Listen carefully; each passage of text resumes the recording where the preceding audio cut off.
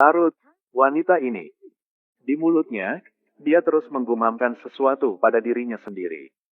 Ternyata dia bermimpi suaminya sudah 4 tahun tidak bekerja. Gadis itu terbangun oleh suara ini. Tanya ibu ada apa? Ibu tidak apa-apa. Mama sedikit kesal. Setelah membujuk putrinya untuk tidur, Zhao Yao segera berpakaian dan membuka pintu. Terjun ke sungai kecil tidak jauh. Coba gunakan air dingin dari danau untuk memuaskan nafsu. Dia sangat merindukan suaminya Awang sekarang. 4 tahun lalu, Awang menggunakan 50 yuan untuk menikahi Zhao Yao. Saat tabir baru saja dibuka, kemunculan Zhao Yao langsung mengejutkan tuan muda dari seluruh desa, terutama Ergo yang nakal. Dia bahkan tidak bisa duduk di kursi. Drum Awang sangat senang hingga dia tidak bisa menyembunyikannya. Bisakah keluarga Truong menikahi menantu perempuan yang begitu cantik? Memang benar bahwa ada 3 kehidupan kebahagiaan. Pada malam pernikahan, Awang duduk di kepala tempat tidur dan berkata kepada Zhao Yao, keluarga mereka sangat miskin. Bahkan 50 dong menikah dengan seorang manajer bajingan di desa. Ergo meminjamkan. Zhao Yao tidak peduli dengan hal-hal ini. Dia menghargai kepribadian jujur Awang. Selama mereka berdua hidup damai hari demi hari, semuanya akan menjadi lebih baik. Tapi wanita cantik akan memiliki banyak kekurangan. Sejak bertemu Zhao Yao, hati Ergo mulai menghitung. Dia sering menggunakan nama penagihan utang. Pulanglah untuk menemui Zhao Yao.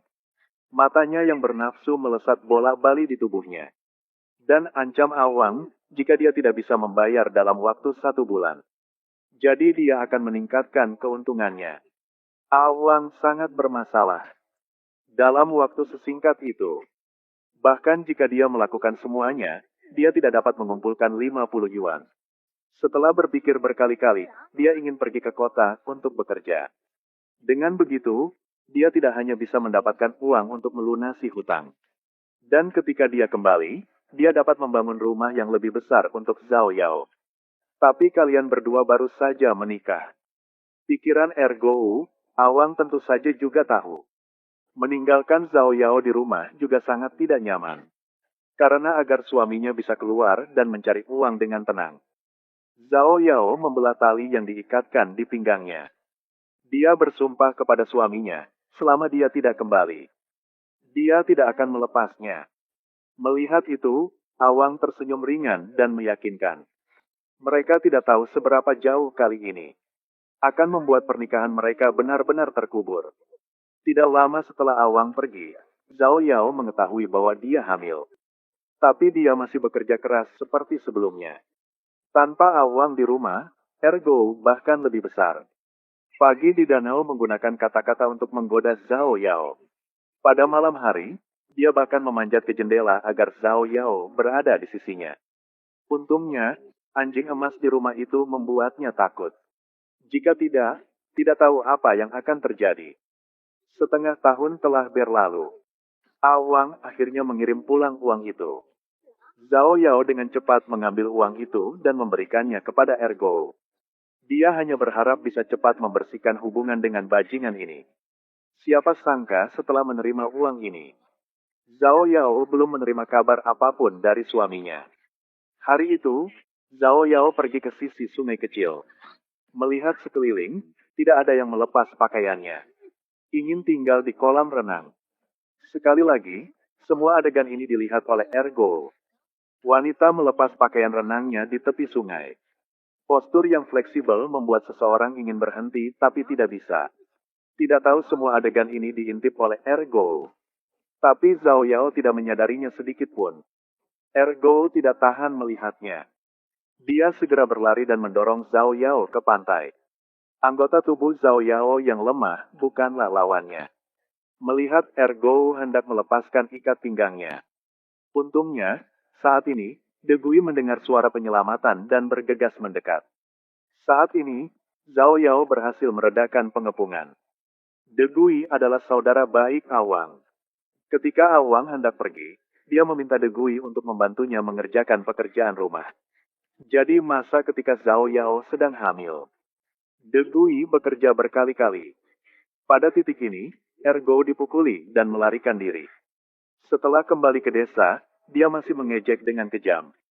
Dikatakan melihat De Gui dan Zhao Yao di tepi danau melakukan pekerjaan teduh.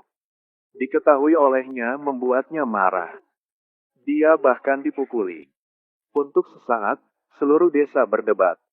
Juga tidak peduli dengan keakuratan ini. Lagi pula, kecantikan Zhao Yao membuat para wanita ini cemburu. Mereka semua mengutuk pasangan yang berzinah itu. Setelah beberapa saat, Zhao Yao dan De Gui juga kembali. Melihat Ergo menyebarkan omong kosong tentang dirinya seperti itu. Dia mengeluarkan sebuah tombol. Ini adalah saat mereka mampu menarik diri ke bawah.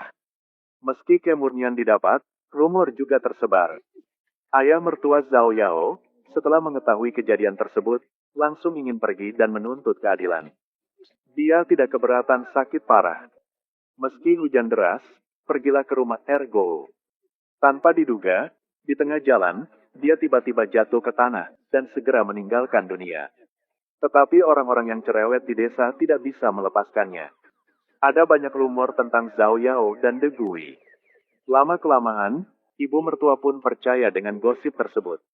Interogasi semua jenis Zhao Yao. Namun di hadapan rumor tak berdasar, Zhao Yao juga tidak tahu bagaimana menjelaskannya. Dia hanya bisa mengertakkan gigi dan bertahan. Waktu berlalu 1 tahun dan 1 tahun. Gadis itu berangsur-angsur tumbuh dewasa. Tapi Awang masih belum ada kabar. Ibu mertua merindukan anaknya sampai sakit.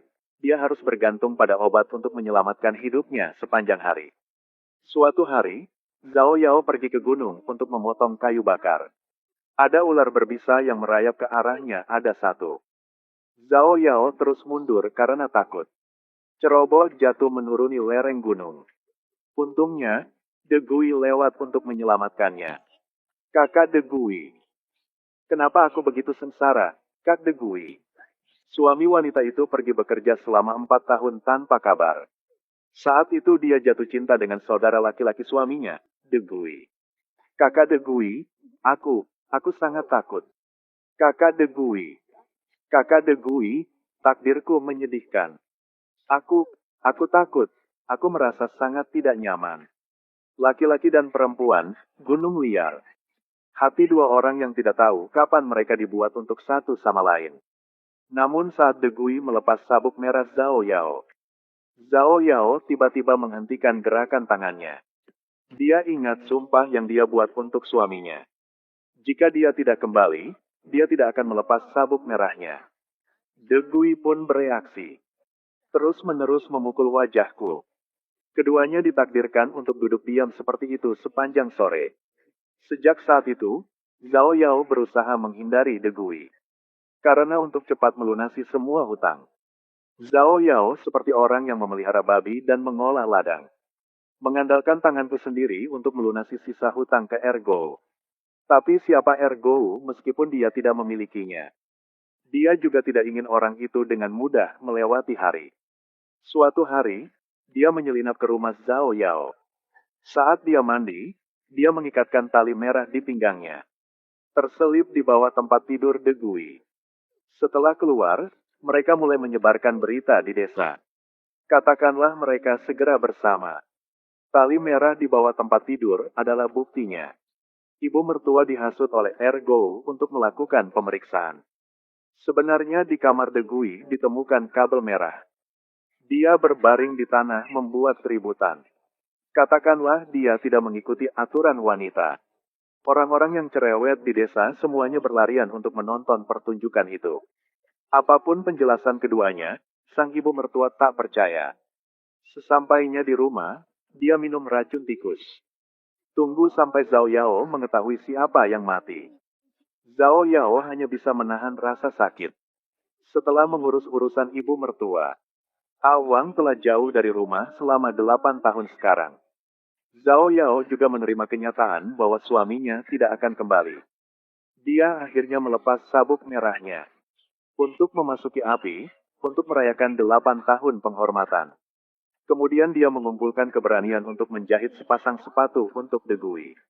Sebutkan pemikiran untuk bersama mulai sekarang. De Gui mengetahuinya dan sangat senang. Setelah bertahun-tahun menunggu, hari ini keinginan dia akhirnya terkabul. Tapi takdir sering suka mempermainkan orang. Sebelum dua orang yang akan menikah satu malam sebelumnya, seorang Wang tiba-tiba kembali. Jadi, setelah dia pergi ke kota, dia ditipu untuk pergi ke Burma untuk melakukan kerja paksa. Itu sebabnya dia tidak menghubungi keluarganya selama beberapa tahun. Melihat suaminya yang telah lama hilang kembali, wajah Zhao Yao tidak menunjukkan kegembiraan apapun. Dan De Kui, setelah mengetahuinya, dia tidak tahu bagaimana menghadapi hubungan tiga arah. Jadi pastikan membawa barang bawaan dia untuk bekerja di luar. Terakhir, Zhao Yao dan Awang berbicara tentang perceraian. Awang juga tahu bahwa mereka berdua tidak bisa kembali. Zhao Yao masih sama seperti sebelumnya setiap hari berdiri di depan pintu desa menunggu. Hanya kali ini yang dia nantikan adalah De Gui.